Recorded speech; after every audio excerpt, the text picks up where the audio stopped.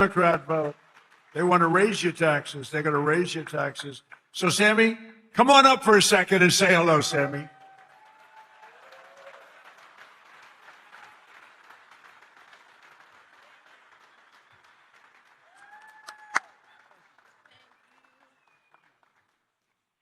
Thank you, Mr. President.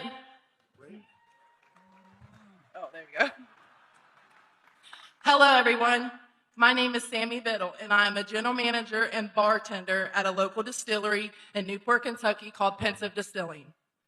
And like most servers and bartenders, a big portion of my annual salary comes from working double shifts and tips. A big dream of mine has always been to save up enough money to buy a nice piece of land and eventually build a home on that land. And this year, due to our president's no taxes on tips and overtime policy, I got more year-end taxes back than I ever have, which has helped me get that much closer to my American dream. Thank you, Mr. President.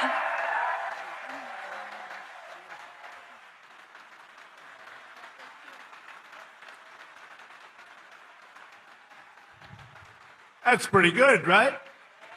Thank you, Sammy. So millions and millions of Kentucky families have more money in their pockets thanks to what we did with respect to tax cuts. And I just described, but every single Democrat in Congress voted against it. Every single one, not one voted for it. They want tax increases, along with just one Republican voted against. You know what the name is? He is the worst person. His name is, what the hell? How did he ever end up in Kentucky? His name is Thomas Massie. How did he ever end up here, Paul? Anyway, no, Massie voted against tax cuts for seniors. He voted against tax cuts for overtime workers. And he voted against tax cuts for earners, tip earners. No, he wanted to increase the taxes. He voted with the Democrats. He voted against our historic funding for border security. He voted against border security, where we took the worst border in the history of our country and made it the best border in the history of our country in 2.5 months. He voted against it. And he voted against eligibility verification for welfare recipients. Nobody has to be eligible. Just pick up whatever you want. The people in this room don't like that. Thomas Massie also voted with the radical left Democrats in Congress to keep the federal government shut down during the open border crusade while our military went without pay. He voted for our military not to get their pay. And now Massie, he's the worst. And I don't say that. I never hit a guy like this. The guy's the most. We call him Rand Paul Jr. He votes against everything. But at least I like Rand a little bit. Can't love a guy that votes. I got him elected twice. If I didn't endorse him, he was not going to get elected. Do you remember that? I came and I did a little rally, and Rand votes against us all the time too, but at least he's okay. I wouldn't say the greatest. And now Thomas Massie is attacking a great Navy SEAL hero. This is a real hero, Ed Galrine,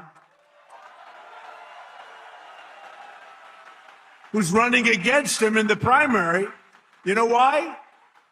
Because he's not doing right for our president. He didn't want to run for office. He's a hero. He's a farmer hero. He's a tremendous war hero, but he's a farmer right here. He's like central casting. I said, this is the guy I'm looking. I wanted just give me somebody with a warm body to beat Massie.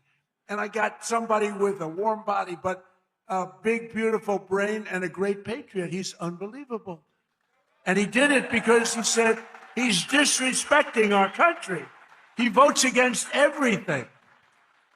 And Ed became an independent a few years ago because he was so angry at the way the Republican Party was operating. And I don't disagree with him. Other people did too. But then Ed came back, and he came back strong because I got involved. And he came back stronger than he ever was. And now he's all the way, he's in this party and he's in it. And he said, I came back because of the strength and wisdom that Donald Trump displayed, and I appreciate that. That's a nice, I think I'm going to use him in an ad. I think I'll use that statement. I'm going to use that statement in an ad. Strength and wisdom. I put wisdom in quotes because I didn't say it, he did. But many people have joined and rejoined our party, but Massie did not, because he only votes no. He just votes no. Doesn't matter.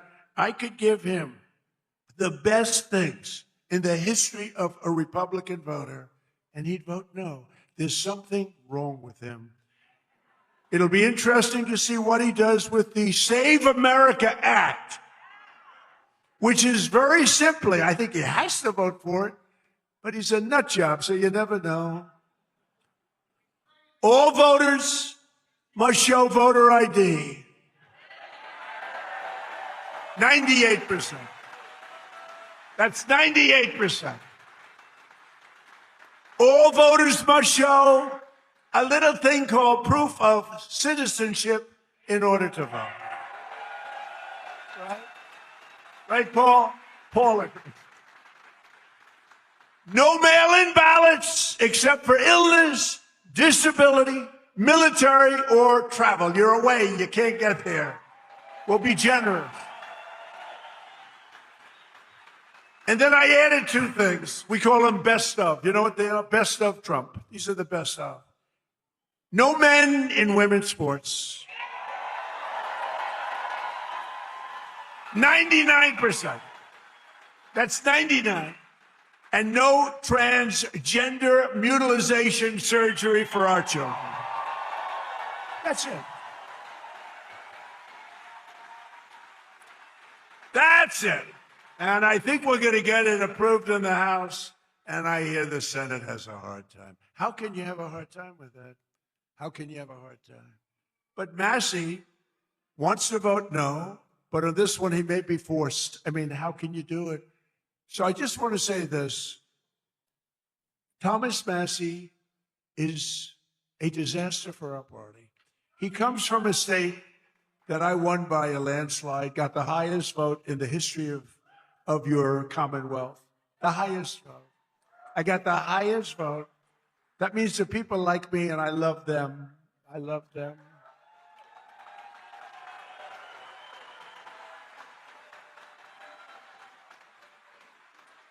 I love them more than they love me, but I still got the highest.